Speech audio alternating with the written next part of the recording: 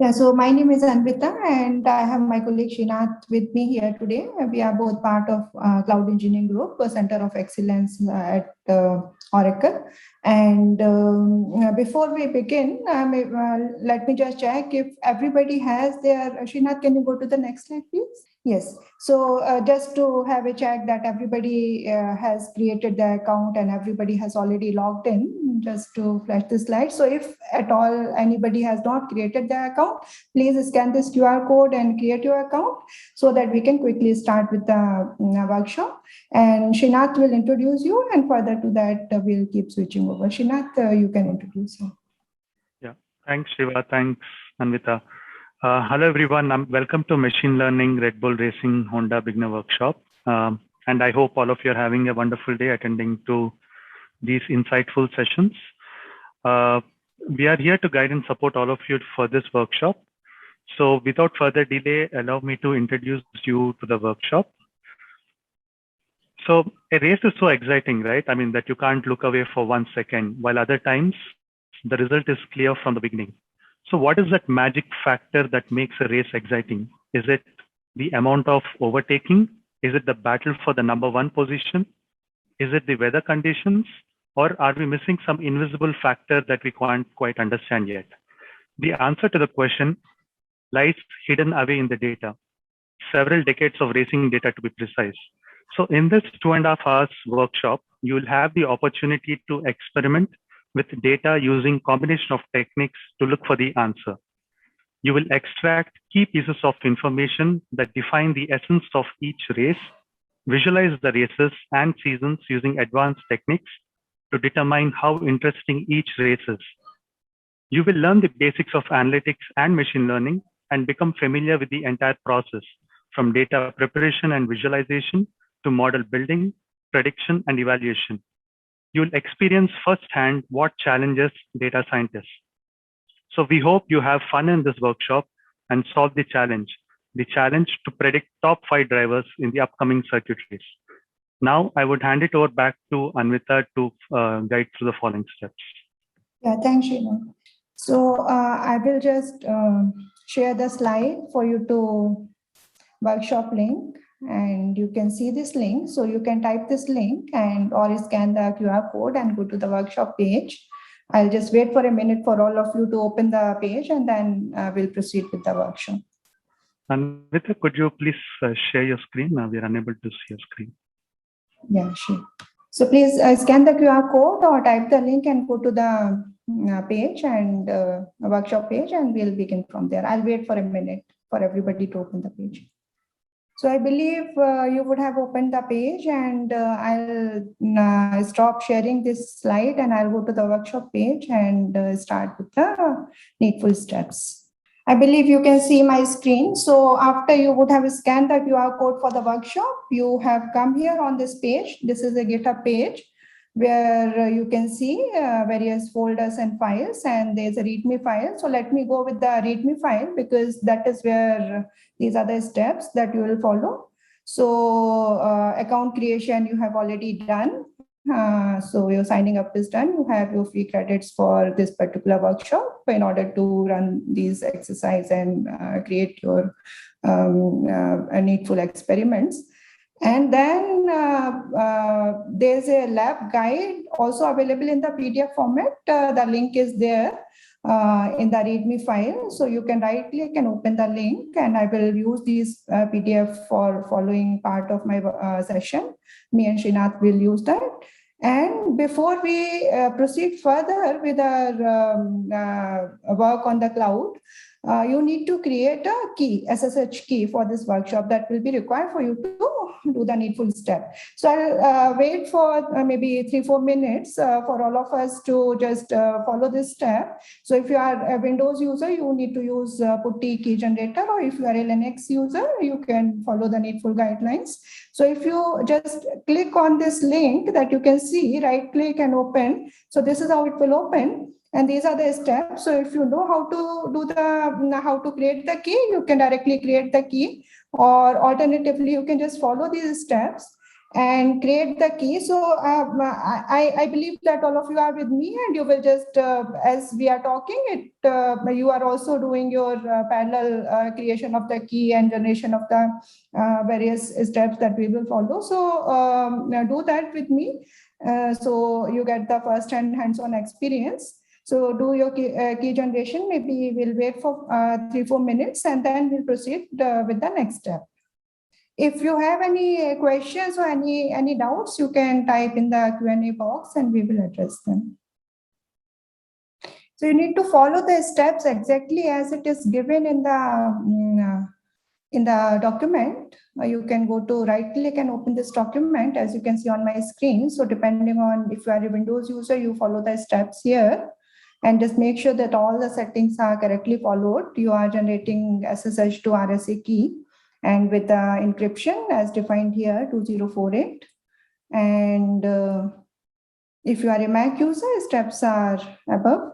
So you can just follow them and create the key. So I believe that you would have finished your key creation step. And after that, you need to create the compute instance. So there's a button here in the README file itself. Next step, getting started. So after you finish your key creation, once you generate your SSH key by following the steps, we will go ahead with the creation of your compute instance in the Oracle Cloud Infrastructure. So you just need to click this button. And once you click this button, it will open this window, as you can see in the screenshot in the README file. So this will open the window and it will ask you to provide the name of your compute instance that you can give as per your choice. It's optional. And we'll just follow the same steps here for your creation of compute instance. Yeah. So just click on this button after you finish your key generation. Just click on this button, deploy to Oracle Cloud. And we will just follow these steps. Step number 1, click the button. Step number 2, we need to create the stack.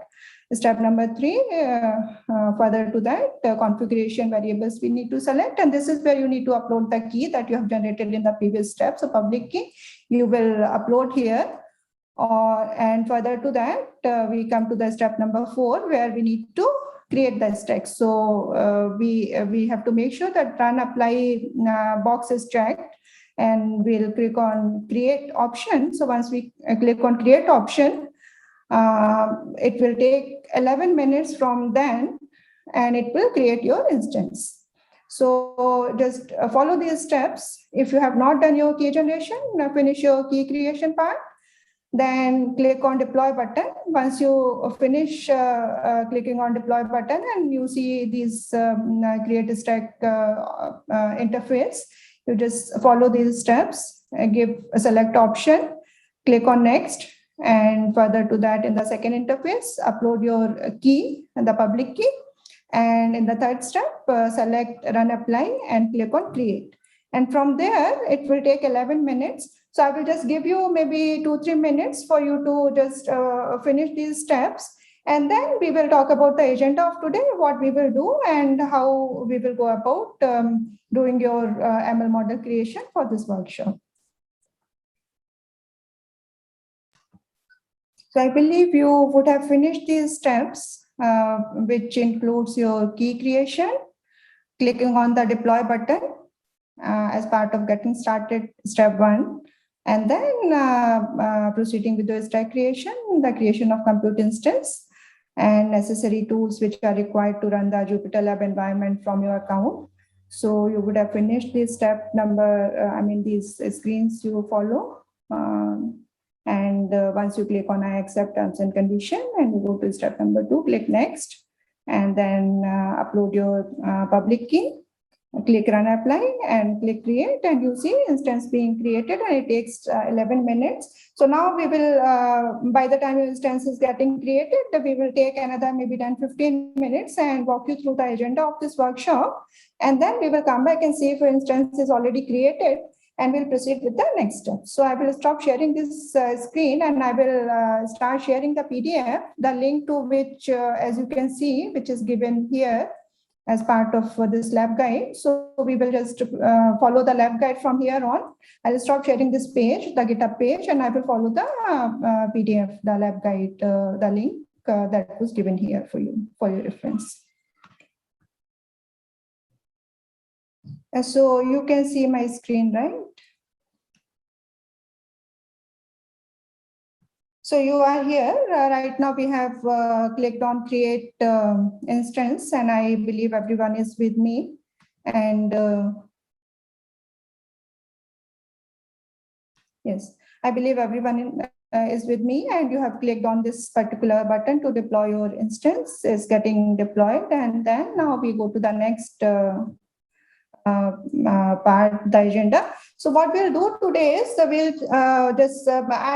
assume that some of you would have already understood in the first half, if you are part of the session, there was a session on machine learning where you would have explored that what products are available with the cloud, how you can utilize it for your work. So, but if you don't know machine learning and you are doing it for the very first time, then I will keep it very, very basic, very fundamental, so that I will take everybody with me.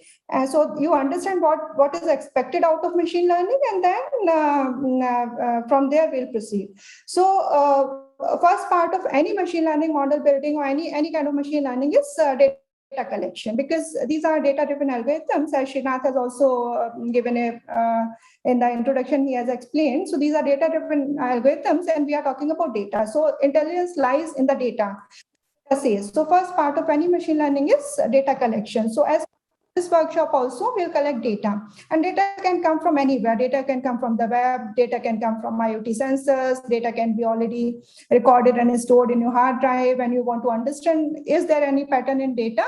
And then from there, how do you understand the pattern in data?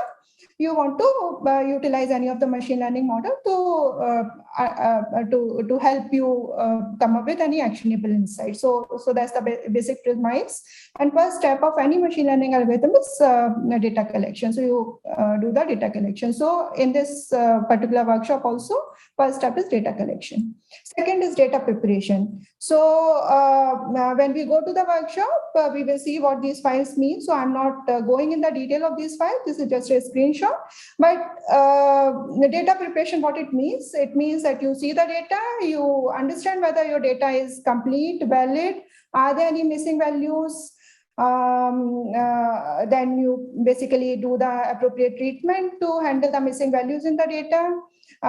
Is there any wrong data by chance? Suppose if you are collecting pictures of cars, and instead of car there's a picture which is of say elephant, then that's not a valid data, right? So data preparation steps helps you understand whether your data is valid, are there any missing value, is there any wrong data, and you need to eliminate, you need to just look into data, because the intelligence comes from the data. So data has to be accurate, right? So we do the data preparation. And after initial data preparation, where we do the basic data treatment, we go with exploratory data analysis. What we do in this step, we understand how the data is, what is the distribution in data. Is data showing any kind of correlation? If your data has, say, 2 or 3 variables, are these variables correlated? Does it happen that one variable grows positively, another variable grows negatively? What they reflect, how they impact each other. So some of these aspects we understand as part of exploratory data analysis. And then based on how the data distribution is, we come up with some understanding of what algorithm will be used for a model building, right? So this step gives a clarity about the data. Other thing that you understand in exploratory data analysis is that you also understand whether there's any kind of outliers in your data. Is there any abnormal value in the data? For example, if you are collecting age data, typically age should be below 100 years, right? If there's a value called 777, right, it's not a valid age, right? So it's an abnormality, some kind of outlier, right? So it will not be a valid age for humans. So if there's this kind of data, we need to eliminate, we need to look into data, we need to understand the data distribution. and then come up with some kind of assessment and understanding, okay, this is the valid data. On this data, I will do my analysis. These are the columns, or these are the variables I will consider for my analysis. These are the variables which are not making sense for my analysis. This is where I also introduce a domain knowledge, which we will discuss as we proceed with our exercise, the workshop. So here we are also looking to introduce the domain knowledge. So how domain, maybe you will have a lot of data. In this workshop, we have data starting from, say, 1950 onwards. But if we want to do any kind of prediction that who will win the race this year, obviously the driver who was part of the race in 1950 or 1960, he will not be the qualifying driver to maybe participate in the race, because he is already so old, or may or may not be there also at this point of time. So what is the domain knowledge? How do we understand? How do we put any kind of constraints or parameters? So this is where we define what should be the qualifying data on which we want to do further analysis. So this is the third step of any machine learning model. So get the data, do the initial analysis where you eliminate missing value, understand data is valid or not valid, do exploratory data analysis by which you understand how your data distribution is, which also gives you some kind of hint of which machine learning model will help you do the necessary task of, say, prediction or classification, or maybe clustering, however, whatever is required. And then also the qualifying variables and outliers, and the last thing is any kind of domain knowledge that you want to incorporate. Once we do these steps, these three steps, which are related to understanding of data, collection of data, and data analysis, then we go to the model implementation. What is a machine learning model? Machine learning model is nothing but a scientific algorithm which understands the pattern in your data and create some kind of numeric variable, which basically basically, I mean, so this is what is called model, and this model you can store, you can serialize, and you can store and you can store it in pickle file. So you serialize and you store your model. But when a new data point comes, then this model will be used, because this model understands the pattern in data for you to do the needful prediction or needful classification or needful clustering based on your purpose, right? So here, as you can see, these are different names: linear regression, logistic regression, neural networks. So these are different classifiers, and there are many more. So these are various algorithms which we are using for this particular workshop. But how we choose workshop, how we choose any algorithm in the workshop, or any particular problem solving. Typically, how it works, as we have spoken about the analysis of data distribution, the step number 3 in exploratory data analysis, it depends on the distribution of data, number 1. Even then, in advance, we cannot say which particular model will work for this particular data distribution, right? So it's kind of empirical study. So based on your initial assessment, you may want to run some 2 or 3 algorithms and then see which one works best. And whatever works best, and maybe you further do parameter tuning in the algorithm, or maybe further cleaning, refinement in the data, and that is how you come up with the best accuracy in your model. So these are so this is a very important and crucial step of model creation, and this is like you are learning. This is the brain of the solution, which is called model. And once you have the model, then comes the model serving. So now you have model built, and now you can, in a web environment, you can call, this model can be exposed as a REST API. So any query can come. You can send the query as a JSON format, and model will do the necessary calculation and give the necessary outcome. And that outcome can be utilized. It can be utilized in a web interface. It can be utilized to maybe create an alarm or create any kind of actionable insight as it is required for the purpose. In this purpose, we are predicting the best driver. So that's the purpose for this workshop. But overall, in general, you get the data, you do the data cleaning, you do the exploratory data analysis, do the model building, and final model serving, depending on what the use case is. Whether it's a web-based use case, you are exposing as a REST API. If it's any other kind of IoT use case, maybe you will create a different kind of system. But overall, you will follow these 5 steps to do the needful work. And here, this is the UI that you will be able to create as part of this workshop. And this is where you will be able to predict the driver who is the best driver for a particular maybe condition. So with this, I believe that all of you, yeah. So let me just give a quick recap. So step one, data collection. And here in this particular workshop, we are downloading data from F1 datasets from the web. And then data preparation, exploratory data analysis, model implementation, model serving, and last UI access. And then these are the files. If you have your GitHub page open, you will see these files are already there in your directory. So these are the files. So first three files will be used for data collection steps. And then file number, the name is starting with 02, that will be used with for the data preparation step. For the third step, the exploratory data analysis, the file number that is starting with 03. Then model implementation, it will be file number starting with 04 and file 5 for model survey. And towards the end, we will create a Flask server and create a web. We will try to test the model using a web interface UI access for the solution. So this was a quick recap, and now you can just go back to your tenancy and you can just see whether instance is created. So you will be able to see that that thing, the symbol converting to green color, which says that the creation is completed. And if that is done, what you can do now is you can click on this burger icon and you can click on compute, and from compute you go to the instance, and from the instance page you can see the public IP address. So you click on the instance, and when you see the instance, name of the instance, it shows the status, it shows the state running, and then it shows the public IP. So you please take this public IP, and when you are going to this particular page, make sure that you are selecting the right compartment in which you have created the instance.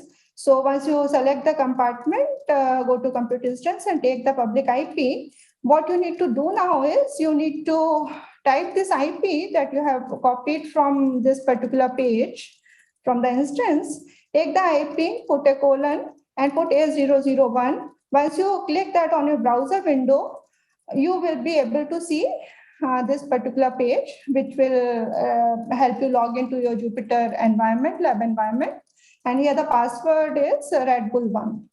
So just do this step, just see if your instance creation is done. Go to the instance page and try to find where your public IP is, and maybe take 2-3 minutes and just try to log into Jupyter Lab environment. Password is Red Bull 1. And before that, you need to go to your instance page and get your public IP. And in the public IP, you will put 8001 on the browser window, on a next separate browser window. We'll wait for 2 minutes for you to log into Jupyter Lab environment. Amita, the password is Red Bull 1 is the fixed one, right? Yes, password is fixed, Red Bull 1. Okay, thank you. Yeah, here the difference is the IP, because everybody gets their instance generated, so the IP will be unique. And after the IP, they have to put the colon 8001, and then password is same for everybody, but they will go to the individual tenancy. So by the time everybody is logging into Jupyter Lab environment, I'll stop sharing, and Srinath, you can take over and you can introduce with the data related steps, and then I can talk about the machine learning. I'll stop sharing here. Yeah, so we hope so far there aren't any issues. So please feel free to post your questions in Q&A. So we assume until now and you're able to get into the Jupyter Lab. The password is Red Bull 1. It is caps R, just an FYI. So going to the data preparation step. So basically, this is how you're once you get into the Jupyter notebook, this is what you're going to see. So please ensure that you are in the beginners folder, and this is the folder structure that you would be seeing. So these are the bunch of files that you would be working on for the next couple of hours. So the first step in this is something on downloading the data, right? But we strongly encourage that not to execute this from scratch directly. That's because it's an offline execution and it would take about 40-45 minutes for you to download the data. But to begin with, we'll assume that the data has been already downloaded. So you can get inside the data folder and you'll see that the data is already there. For your interest, maybe after the session, you can get inside the from scratch folder and you can go through these files. So these are the bunch of files where you can see, we are using something called as a public API, which is the Ergast.com API to get the race data. And these are the bunch of data that we are pulling in. Then we are pulling the weather data for that particular year and for particular date, what was the weather and so on. And we are also collecting the qualifying data from the Formula One website. You can see, so we are using a bunch of Python libraries like Beautiful Soup to crawl and get the data from those APIs. And then finally is the exploratory data analysis, right? So you can avoid executing these files within the from scratch folder for now. So we already have the data in the data folder, right? So you can already see them in the slides. So this will take about more than 40 minutes. So please avoid it for this session. You can always do it outside of this session. So going to the data set. So as I already mentioned, so we are downloading this from the public API Ergast. So these are the API endpoints that you would be seeing in the notebook, and some of the qualifying data sets that I already showed you just a while back.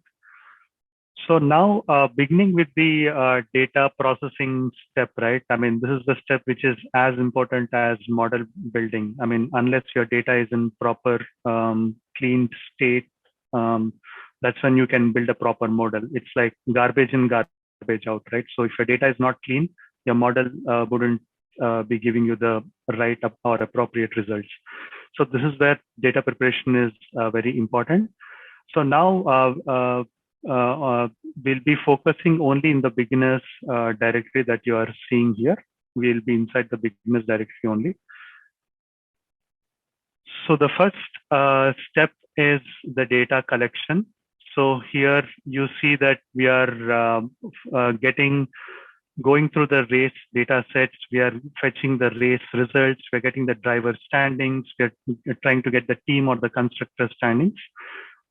So if you get inside the data folder, so you will always see that there are already the races data. So you have right from 1950 all the way till 2021, we have the race data. We have the season, the number of rounds in each season, the circuit, the lat long, the country in which the race took place, what is the date, and the corresponding Wikipedia page that talks about that particular Grand Prix, right? Along with it, you have the weather data in detail for that 1950, for that circuit ID, what was the weather like? So basically the interesting part here is once you go in deep into each of the notebook, we are getting into the Wikipedia page that was mentioned here. And inside the Wikipedia page, you'll find the weather information that is being extracted, right? So this is the weather information data that you have. Then eventually you also have the results data that you're downloading from the Formula One, where you see which driver has won, which is the constructor, what is the time he's taken, what is the status, whether he's finished it or whether he was lagging, whether the driver did not finish, probably because he was out of fuel, whether there was some transmission problem or whether there was an engine failure, and what was the overall points he accumulated at the end of the race, what was his podium finish, and so on, right? So coming back to the slide, so this is what you're collecting the data from, and this formula data collection.pynb file will most likely be referring to the data folder, which we have already downloaded. So there is no need to download the data again, right? So the next step is the feature distribution. So as soon as you get the data, probably you would want to have a bird's eye view of what your data set is looking like, right? So here you can see what is the season data, how is the distribution of the season data set. For each round, what is the number of rounds data that you have in your data set. For the constructor team points after the race. So what are the team points after the race? How are they stacking up? So this is the basic fundamental feature distribution that you would look at given any data set for any machine learning problem that you would face, right? So next comes the feature to feature relationships. Basically here you would want to understand how for any given two features, how would they stack up, right? So the diagonal features are the features that you are referring to the same features. But if you go to an extent, so if I click on, if I go back to the notebook here, to the data preparation, right? Sorry, in the exploratory data analysis. So you would see a lot of, you'll be seeing right from cleansing the data, you'll be renaming some of the team names that have changed over a period of time. And you are trying to standardize some of the country names, like, if there is BRI, which was referring in the previous time, now you're referring it as UK, USA, and so on. And some of the data sets that you're referring to is something called as DNF, which is whether the driver did not finish. So DNF refers to driver did not finish the race. So who are the possible drivers who have not finished the race so far? So some of the analysis that you are working out, and which are the teams that haven't finished the race? What is the ratio? You would see that some of the top drivers or the top team constructors like Red Bull have low DNFs, which means they have been doing very well so far as compared to Lotus or any other constructor teams, which is in the beginning of the race. So this is the driver's point finish percentage at home. So you would want to know whether any driver has an home advantage. So you would see that Lewis Hamilton tends to play, has more of an home advantage, and Mark Webber is leading the charts as compared to other drivers. So these are some of the exploratory data analysis that you would do as you get a data. So this is something on the podium finish percentage at home. So how many times would a person who belongs to the same nationality and in his own home country, how often would he finish the race at podium? So these are some of the interesting analysis that you would see. And yeah, so as you can see, go through further in the notebook, you can do different kind of basic analysis even before you build the model, right? Just for you to understand how the data points are stacked up for each of these feature column, if we may put it, right? So in particular, for our analysis point of view, we'll be analyzing 2021 data set in particular for our analysis, because this is the latest data that we have, and we would want to predict for upcoming circuit who would be the top 5 drivers that would be finishing the race. So this will be the data set that we would be primarily working on, right?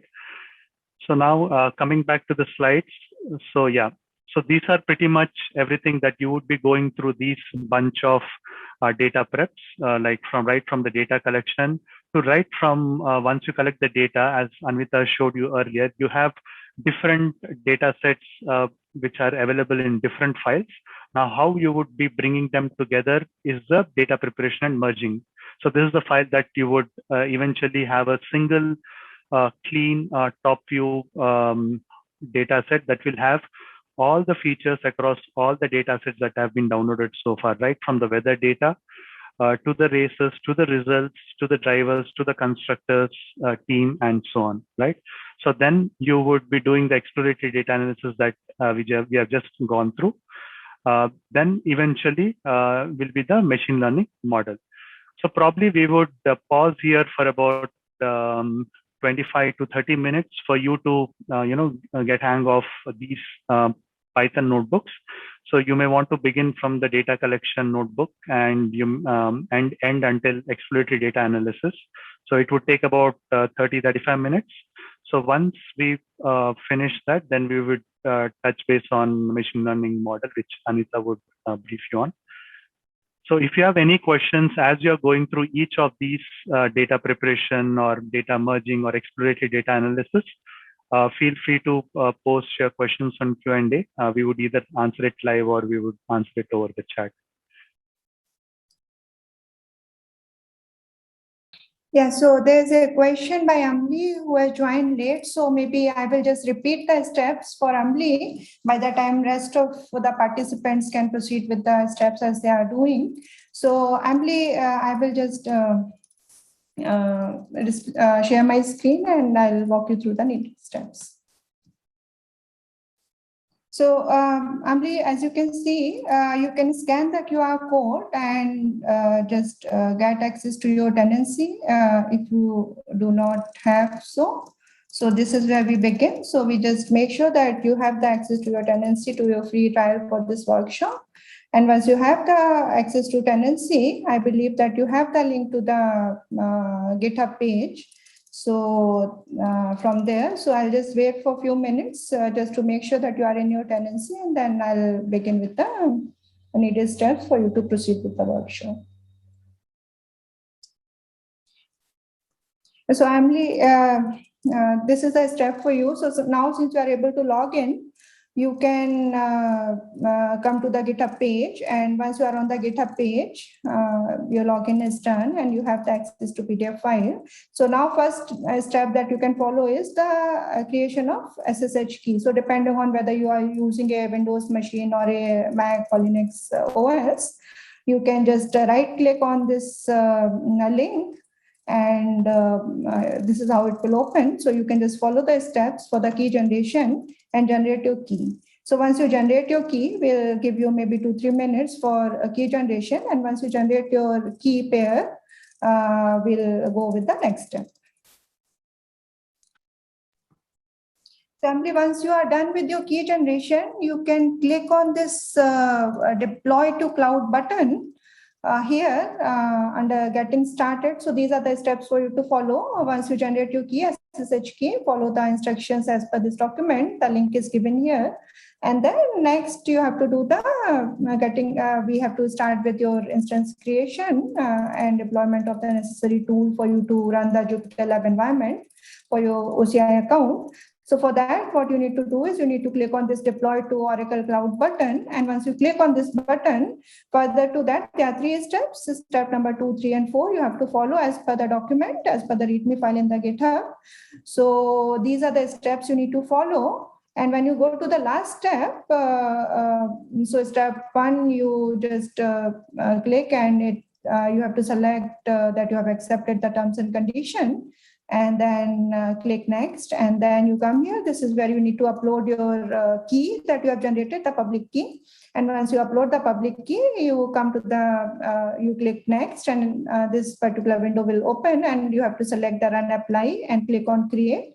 And then this step will take another 11 minutes for you to get your instance deployed in your tenancy. So we'll just give you another maybe 2-3 minutes for you to follow all these steps, key generation, and then deploy to Oracle Cloud and follow all these step number 2, 3, 4. And once you do that, by the time your this instance is getting deployed, 11 minutes, 11, 12 minutes it will take approximately. So Srinath will walk you through the data steps which will be required for this workshop. And then maybe you will come with the rest of the participants and we'll proceed with the model generation part for you. Just follow these steps and we'll connect with you in another 2-3 minutes.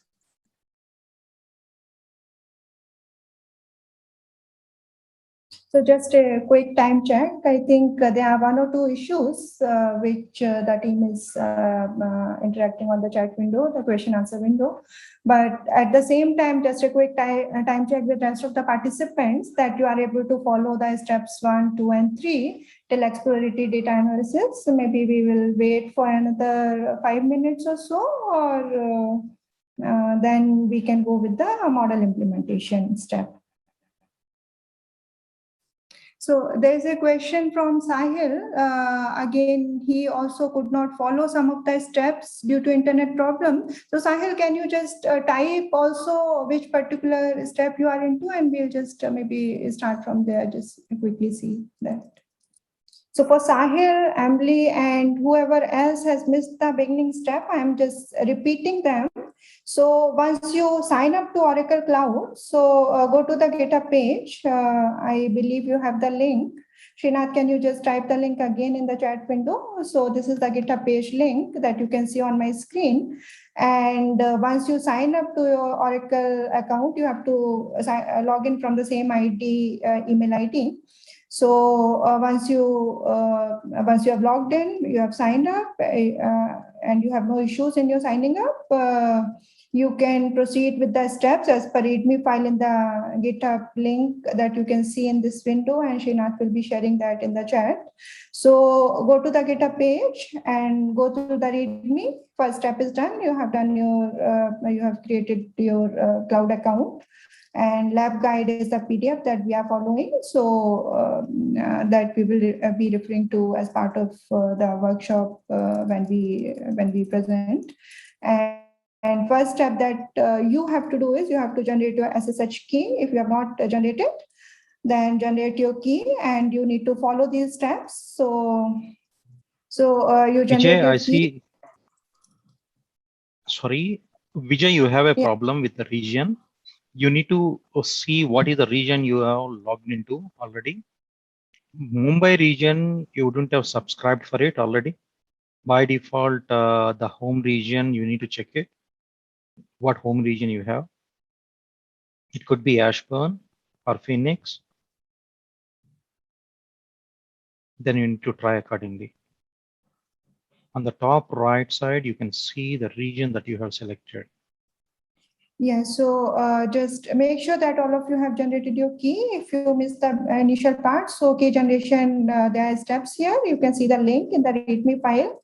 And further to that, after you generate your key, you need to deploy your instance, compute instance, by clicking on this button, deploy to Oracle Cloud. So once you click on this button, it will create your compute instance, and it will do the necessary setup so that you can run your Jupyter Lab environment from your OCI account. So for that purpose, you need to click on this button after the key generation. And once you click on this button after key generation, you need to follow these steps, step number 2, 3, and 4. So you need to agree on terms and condition to create stack and click on next button. Further to that, you upload your key, public key that you have generated in the previous step. So once you generate your key and upload that, you click next. And after clicking next, you click on run apply and select run apply and click on create. And this step will initiate your instance creation, and it will take about 11 minutes. So please do that. And after you do that, after you follow this step and after your instance, all the steps are successful, you will see the succeed message here with the green color on the page. Once this step, so this will take another 11-12 minutes. And once you see this message, your deployment is successful. And from there, the next step will be for you that you click on this icon, click on the compute option here in the menu, and click on the instance on the options that you see, the first option instance. And after you click on instance, you choose your compartment. This will be your compartment, which will be deployed. And from the compartment, once you select the instance, so once you see the detail of instance in this compartment, you will be able to see in your screen the public IP. So once you see the public IP, the next step for you will be, so you have to just follow the steps. So you will come to step number 9, where you have to type the IP :8001, and it will enable you to go to your Jupyter Lab environment by typing this password. So all the steps. So in case if you have missed any steps, or if you are not able to follow, and if you want to repeat the exercise in offline, what you need to do is just follow step number 1 onwards. And when you come to step number 10, you will be able to log into your Jupyter Lab environment. So these are the steps you need to follow if you have missed. And we'll just wait for another 2-3 minutes, and then we'll begin with the machine learning model generation part of the workshop. And before that, I will just request Srinath to give a quick review of the data part, because some of the participants have missed the data part. So we'll just have a quick recap of the data generation steps of this workshop, and then we'll go for the model generation part. So just whoever has missed any of the initial steps, just follow step number 1, 2, 3, 4, 5. So do the key generation, deploy the, click on this button, deploy to Oracle Cloud, and follow the steps as given.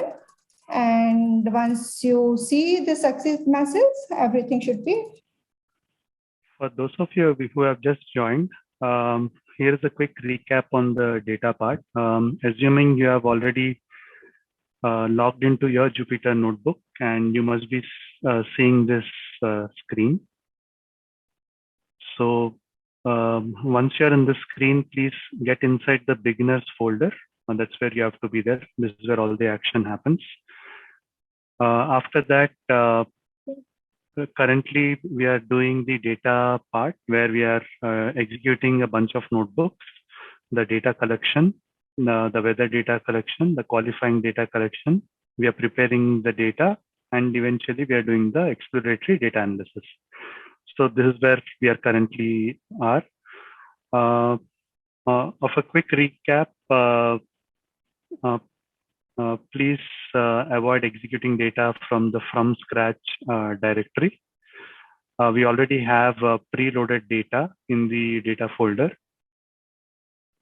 So once, so this is where you begin with. This is the first file you would execute. So this is the current screen is showing about the from scratch, which we don't need to do it right now. This is for your reference. Post this session, you can always get inside the from scratch folder and see how the data was downloaded and how it was written. There are some REST APIs or the public endpoints from where the data has been pulled. So this is for your reference. So these are the public endpoints that have been used to extract the data. So post which, so this is where you begin. You execute the 3 notebooks in the beginners directory that I have just showed. So this is where you have to be, and you can execute these files sequentially, right from the data collection all the way till exploratory data analysis. So here you can, each of these notebook has its own function. So we download different bunch of data, the race data sets, the driver standings, the constructor standings, and so on. And you then eventually evaluate and analyze the feature distributions that you see for each of those data points that you have downloaded, the season data, the constructor points, and so on. Then you also do, once you have individual feature analysis, then you do the feature to feature analysis and the relationships that they have with each other. So this is what you do in the data collection notebook. Then you also download the weather data for each of the race for a given year. Then you download the qualifying data data part. So as you can see, all the notebooks are referring to the data folder where we have already preloaded the data set. So all you need to do is get inside the data folder and refer to the particular CSV, and all the notebooks are reading from those particular folder. So next is the data preparation. So this is where you slice and dice data, you prepare, you merge, you clean, So as you can see in the slide, so this is where you're reading all the bunch of data that's been already downloaded beforehand, the races, the result, the qualifying, the driver standings, the constructor standings, and weather data. So at the end of this, at the end of this execution, you must have a single file where you have cleaned the data and you have one single CSV file, which is containing the entire data set that has been merged for eventually for our machine learning model to be trained upon. So this is the exploratory data analysis that you do. So this is the data model. As you can see, you have different bunch of data, and this is how you combine. So each table you have an ID that maps to another ID in the races column or a season column, and that's how you merge and prepare the data to get an eventually one single data model or a data view, if you will, right? So once you have that, so this is where you go and prepare your data sets for your EDA or exploratory data analysis. So you execute the EDA notebook to do your exploratory data analysis to get a view of the data set.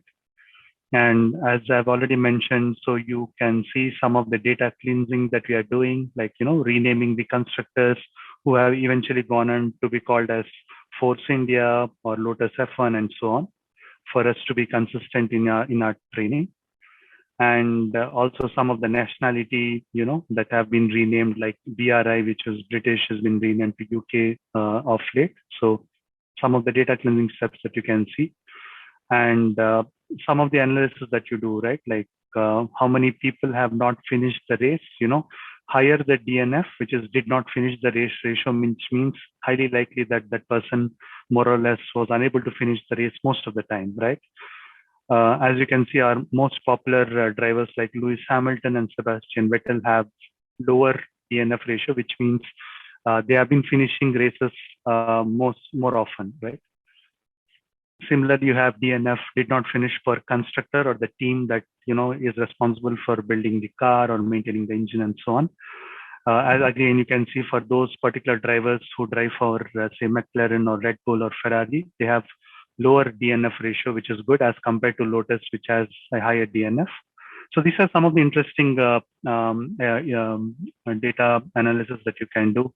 Something on driver points percentage, who have for a given home race, who has the higher driver percentage, and so on. So these are some of the, as you execute the notebook, this is something which are very self-explanatory. So that's been our that have been mentioned in these slides as well.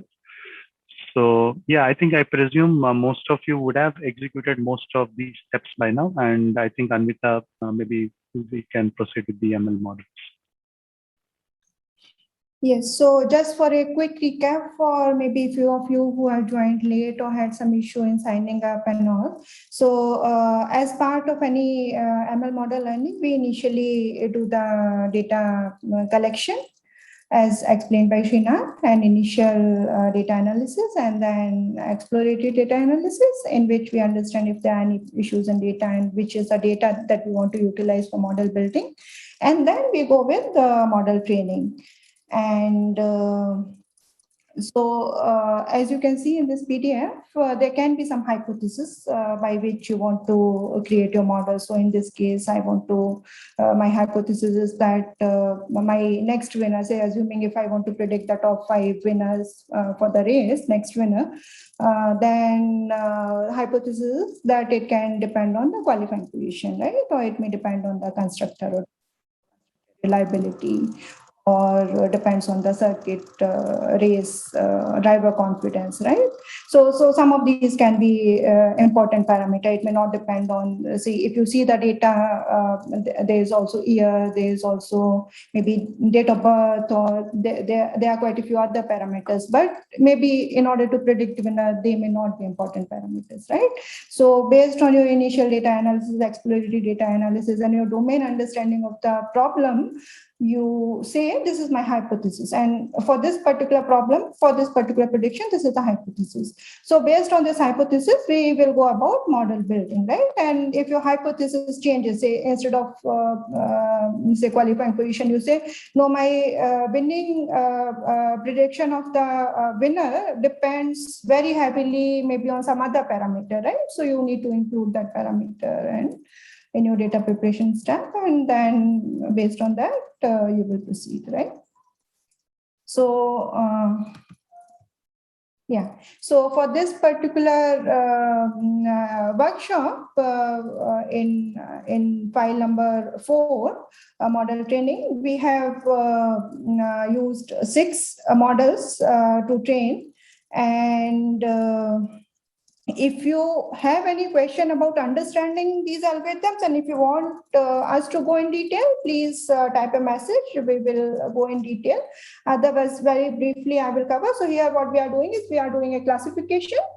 So in a machine learning, there are 2 types of problem, supervised and unsupervised training that you do. Supervised means you have some understanding of the data. In past, for example, you have this past data, and you also know in past who were the drivers who won, or what was their profile, and what if they did not finish, what was the problem. So some of this data you already have. So you have the history data, you have history. So here you are doing supervised learning, and in supervised again, you are doing the classification, right? So classification, you want to classify, right?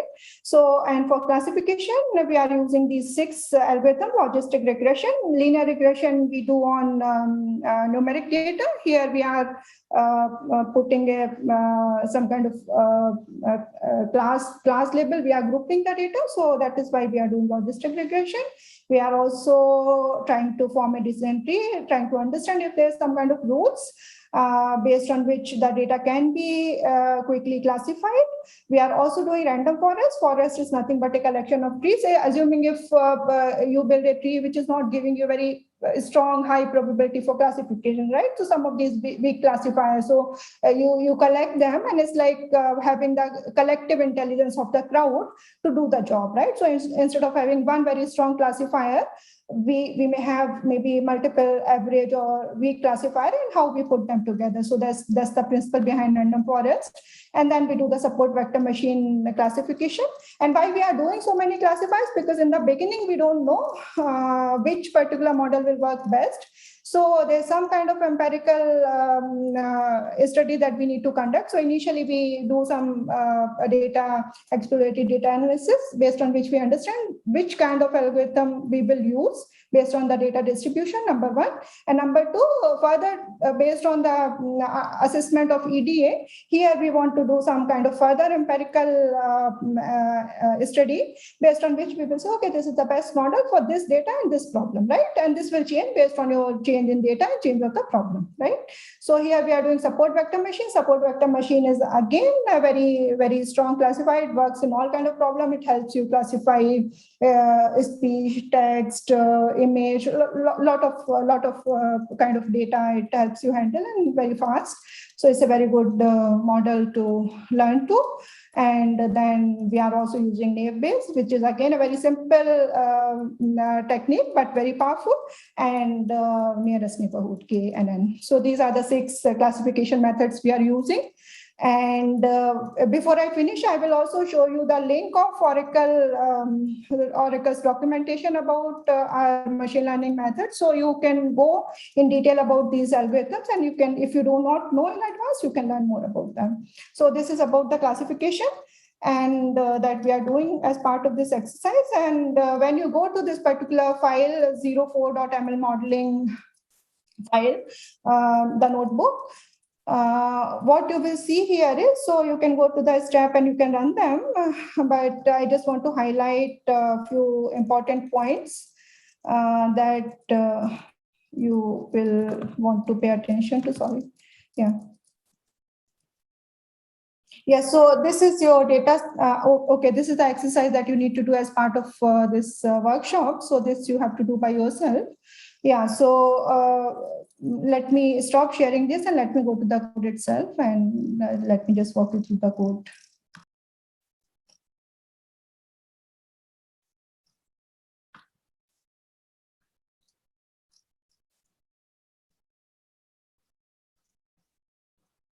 So these are the 6 algorithms. You can also read a brief about these algorithms here in this particular README.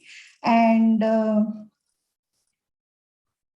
then you can start proceeding with the execution. So here there's a small difference in the PDF where you see that the file the directory name is data data directory, and here is different. So there's a minor difference, but anyhow, I mean, code is final at any point of time. So just start executing them. Here we are importing quite a few libraries from scikit-learn, and these are the classifiers that you are importing: logistic regression, random forest, and its entry, and so on. And then this is how your data, final data that you have prepared using initial previous steps during exploratory data analysis. So this is your data. And then further to that, you want to do, you want to create the dictionary for the purpose of model generation. So you do that step, and then next to that, just keep following the steps, and then you just this is where you create the directory where you are storing the model, right? So this is where your model will be stored. So you just follow the step for further cleaning up your data and creating the dictionary needed for the model training. And this is how you are defining your training steps. And then you have generated your created your directory for storing the model. And now you see the performance. So once we will give you some time, maybe you can take some time and run these steps, another maybe 15 minutes, and run these steps. And then you see, you should be able to get these accuracies. And this is where you see what is the performance of the model, and you see which model is best performing in this particular case. So here we see random forest classifier is the best performing 0.94. So that's the accuracy. So just please follow these steps, run in your Jupyter environment, and then we'll just wait for another 10-15 minutes. And then we will just talk about these plots. And then you need to do this exercise by yourself. So here, basically, what we are doing is we are predicting based on the active driver, the constructor, and then there's a combined when this is the exercise you need to do where both driver and constructor we want to combine. How do we want to do the prediction? So this is what you need to do in this exercise. So I assume that you are able to follow the initial steps and execute the given code as part of model building exercise. And for the existing code, you are able to execute that using your in your Jupyter environment. And now we will just walk you through the exercise that you are supposed to do by yourself. So what you have done in your, so far the code was already there. You were only supposed to follow and maybe understand the code and execute that. So that those are the steps you have already followed. And now this is the exercise that you are supposed to do by yourself. So this is the model exercise. And in this exercise, what you will do is, in the existing code, as you see that we are predicting based on the driver or the constructor. So that kind of prediction, the model training is already there, and you are able to see the accuracy also of the, each of the model out of the 6 which were chosen. Now, in this case, we want to do a combined model training. So we want to train the model based on 2 factors as part of this exercise: the driver as well as the constructor. So what we will do is we'll first build the data set. So here the hypothesis is that we have initially defined the hypothesis for the exercise that it depends on the constructor, driver, the position, confidence, reliability, and active driver and active constructor. Why this active driver and constructor is important? Because as Srinath has also shown, we have chosen the recent data from 2021, and again we want to only focus on active driver and constructor because if some of the drivers or constructor who are not participating, we don't want to consider them as part of the model building and training, right? So this is where you build a data set and the steps for you to follow. So just a repeat of the same.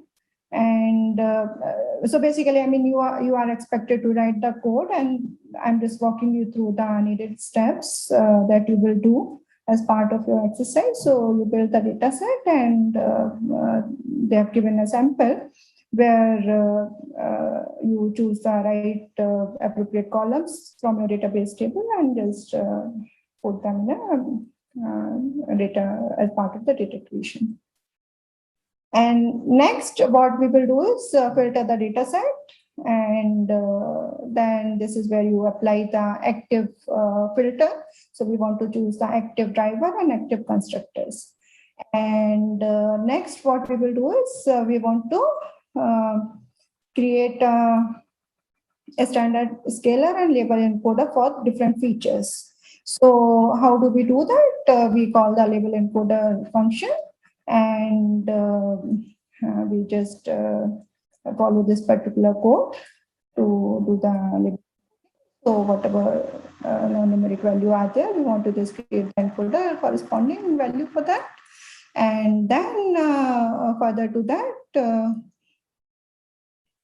we want to apply the same list to ML algorithms for cross-validation for different models. So we have already done the model generation for driver alone and constructor alone, and here we want to repeat for the combined driver and constructor. We just want to repeat the same step.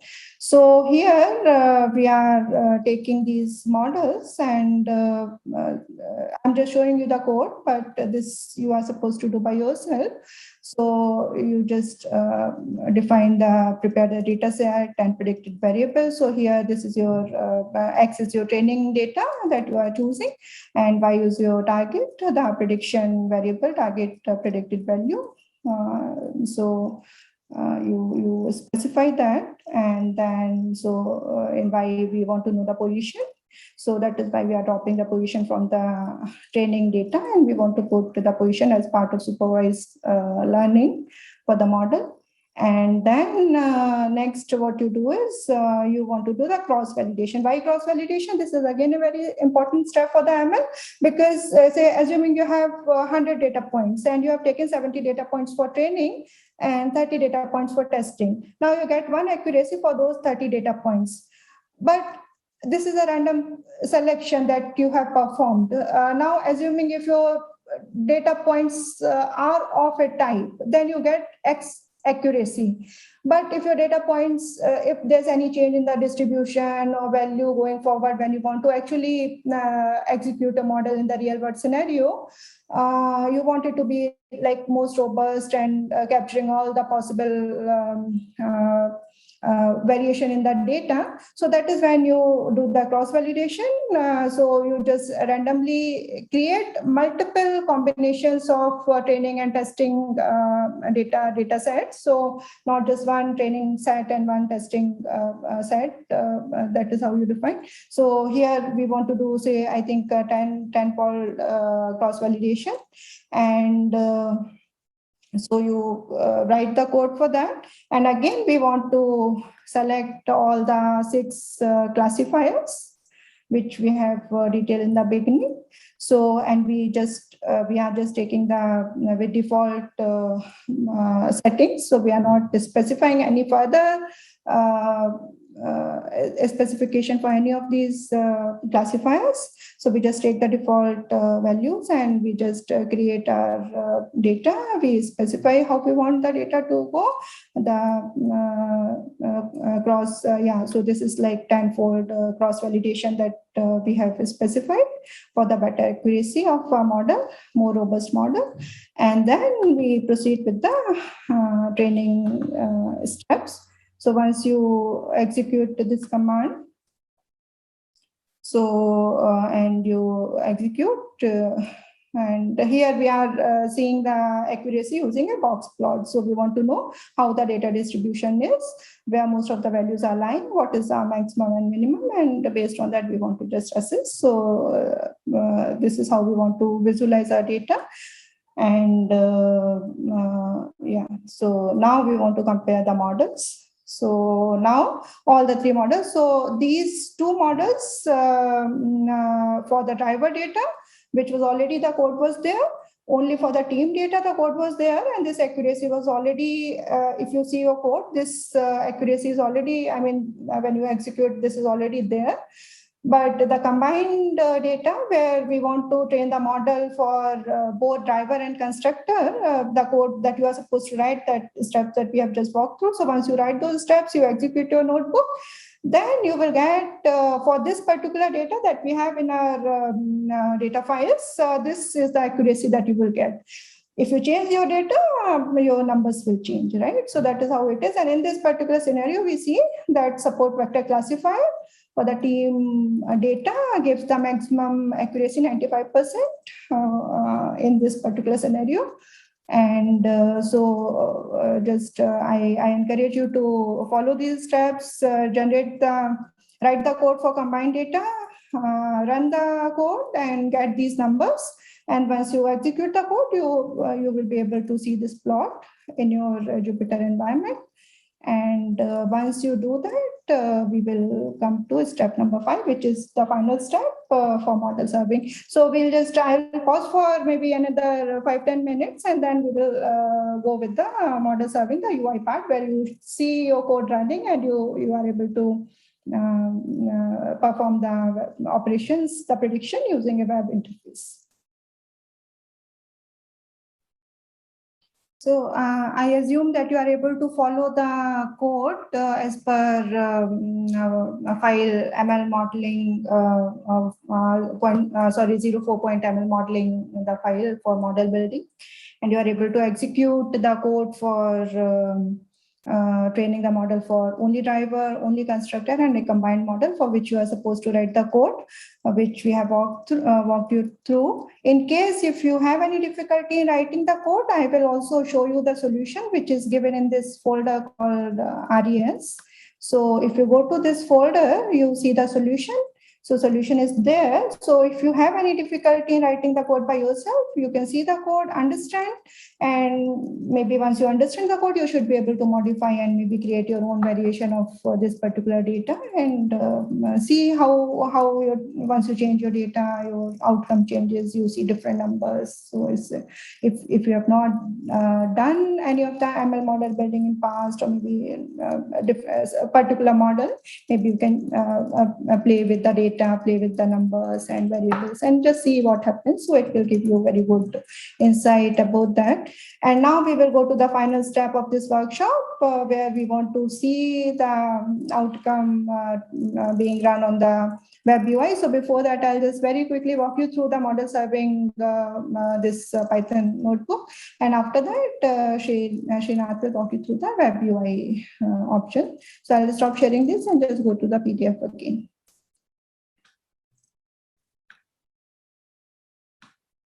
Yes, so once you are able, and in case if you're not able to be with me, and some of you joined late and you are missing certain steps, so feel free and run it in offline, and you have the email ID as part of your registration, so you can always interact with us and just follow the steps and everything works. So once you follow the steps correctly.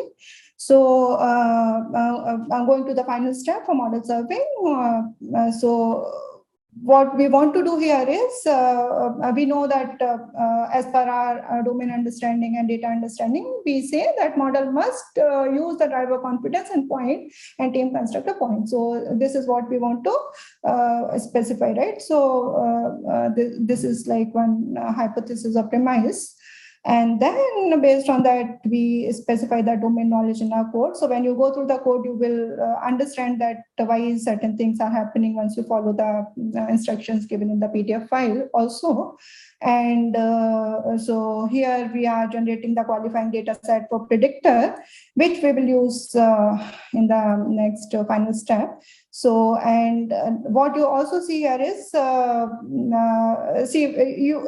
we have seen our data, we have so many, data files, and there are so many columns in each of the data file. So out of so many variables, which particular variable is of most importance for us for a particular job? Here we want to predict the maybe winner. So in this particular thing, problem or in this particular purpose, what is the most important parameter for us, right? So here we see the quali underscore POS. This is the most important parameter for us. Maybe in some other for some other problem, some other parameter will be more important, right? So this again, when you are playing with the Python code and you want to change certain parameters, maybe you want to just write a new code itself to do a different job for you, right? So you see how these plots change for you. I encourage you to do that by yourself. And in this particular case where we see the random forest, so model, this is how the model gets built. So initially when you have the data, what this particular algorithm does, it quickly tries to understand some rule in the data and then divide it into maybe two groups. And from that is how you see these two nodes getting generated, and then further to that. So in each of the step, it will try to, so this is what an algorithm does internally. So when you come to this particular node, a condition is satisfied, you know that you can come here, and very quickly within 4 steps, if this is your final outcome, it will be identified, right? And in certain cases, if this has to go through all these steps, it will take a longer time, right? So this is how the tree generation will happen based on what data you have, the values of the data. And this is the forest where you see various decision trees, and you see they have different depth, different distribution, the color. So you see, and again, once you change the data, you see all this being changed. And so I will stop sharing my screen. Srinath, just maybe you can walk us through the deploying of the web server, the setting up the web server, and just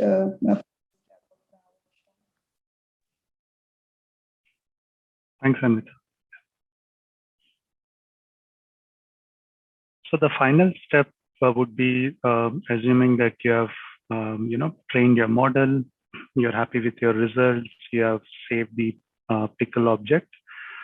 So the next thing would be to have a user interface that you would like to show your results, right? So here we'll be using Flask, which is Python web framework to deploy and access our results, or probably test our model through a UI, right? So if you go to the Jupyter lab, there is something called as web folder. So when you get inside the web folder, two particular files of interest would be predictor.py. So this is where you mention, the path of your pickle file or the model that you have pickled to read from. So once you load the pickle, you can execute this Python file. Next is, once this predictor file has been updated with your path where you have saved your model, then you can quickly go to test predictor, which is to quickly test your model, where we are reading the predictor file. And then we run this analysis and you try to do the prediction, right? Now, this is on the backend part. Now, coming to the UI part, there is a file called app.py, which is our Flask file, where you load the same model and then you try to predict from your UI. So assuming that you have set the configuration in your predictor file, which is invariably again read in this app.py file, you run this application. So that's what is being shown in the slides. You can follow the slides here. So you make those changes, as I just mentioned. You load the trained model and you change the other parameters. Then you test the model in your test predictor.py file, which I just showed you again. Then you go to app.py file, where you can call your predictor. Then you open the server app, where you'll be going into the UI to test your file. So in order to do this, there is something called as terminal, which you can access by clicking the plus button to your top left corner. So when you click on the plus button, there is this screen opens up and where you can see the terminal. You click on terminal and then you execute these bunch of commands, right? You can just run the app.file. It's not updated in the slide, but what you will be doing here is you'll be going here and you'll be instead running app.py, right? So once you run this, the Flask would be up and running. So you should be able to see that it shows something like this on the screen here, which you are seeing. So once everything is fine, you go back to your instance IP that you would have accessed your notebook from. Like in my case, this is the 132.145.150, but in your case, it would be something else, followed by port 8080. So the Flask would be running on port 8080. So you go to your instance, which you would have accessed your Jupyter node lab as well, but you're accessing 8001 for Jupyter. But in your F1 predictor, it would be port 8080. That's the only difference. So once you execute this, you should be able to see this UI, which is up and running. So now here, this is what we have been working for last couple of hours, right? So say tomorrow you have a circuit called or Red Bull Ring, which is a circuit race that is going to happen tomorrow. And you understand that the weather for tomorrow is, say, it's a wet weather, probably it's rain is forecasted, and you want to predict who would be the top 5 drivers for this combination of circuit and the type of weather. Then these are the top 5 drivers that the model has predicted that, would be, of course, the top 3 would be the podium, but the top 5 would be the racers who would eventually get more points, right? So the model is predicting Lewis Hamilton, Lance Stroll, Max Verstappen, Lando Norris, and so on. So you can try for different circuits. So to say after 2, if it is Bahrain and the weather is warm, then you can predict what would be the top 5 racers for that particular circuit. So this is the conclusion of this workshop. If you go further down the slides, that is what you would see. So basically, that's what, right? At the end of the machine learning, you want to understand what are the possible hypotheses that has led to this prediction, right? Of course, you'll see that qualifying position is the more prime criteria. It depends on the driver who's driving, the team reliability, or the constructor team for whom the driver is driving the car for, the type of circuit, and of course the confidence of the driver. If he has do not finish ratio high, meaning to say more often than not he's not able to finish the race, that might be a major factor in him not even coming up to the podium. So these are some of the hypotheses that you can figure out. But the more data you have, like for example, tomorrow in your data set, you have the type of engine or the type of tires that they use for a particular race, right? Even those also play a major factor. But in this workshop, it is very limited to these bunch of features, if you will. But tomorrow, if you have more features like the tires or the engine, then you can predict even better on your predictive model. So this is the end of the workshop. If you have further questions, please do put out in our chat. We'll be happy to answer. Anvita, if you have any final comments, please do share. Yeah, Srinath, can you just go to the confidence slide? Okay, let me share this.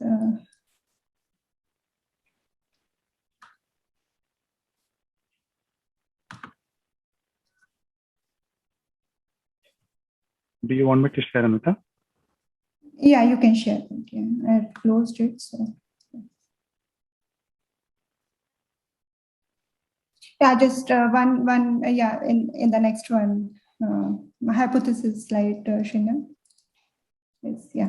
So now here the hypothesis is like Srinath has explained that we assume that qualifying position, team, driver reliability, and these are the parameters. Now, assuming if if during your exploratory data analysis step number 3, if you or maybe step number 2 where you are doing initial data analysis, if maybe you don't have very good data for say circuit or maybe that driver confidence, right, then that will not remain your important parameter. So that is why step number 2 and 3 also play a very important role for you to understand which are the important parameters. And then when you work with the best of the understanding of data and the domain, the best of the models you can train. So that was my just final remark on this. And one more point here, the Slack group, the link that you see in this PDF, that is currently not enabled for this workshop. So here we are using the email ID that you would have got as part of your registration link. So any further interaction you can follow. So please, this link, this Slack link is currently not enabled. So just one more. Yeah. Yes, so I mean, Thank you. maybe last few questions if you have, you can post your questions, and please go through the code, run your code, modify the code, play with data, insert your new data points, and just see what happens. And if you have already have some kind of proficiency in ML models, it will be easy for you. But if you are doing it for the first time, just play with it. You will have a lot of fun. So yeah. So thanks for your time. And I know it has been a long day. So over to you, Shiva. From me and Srinath, we had a good time in explaining things to participants. I hope you found it useful.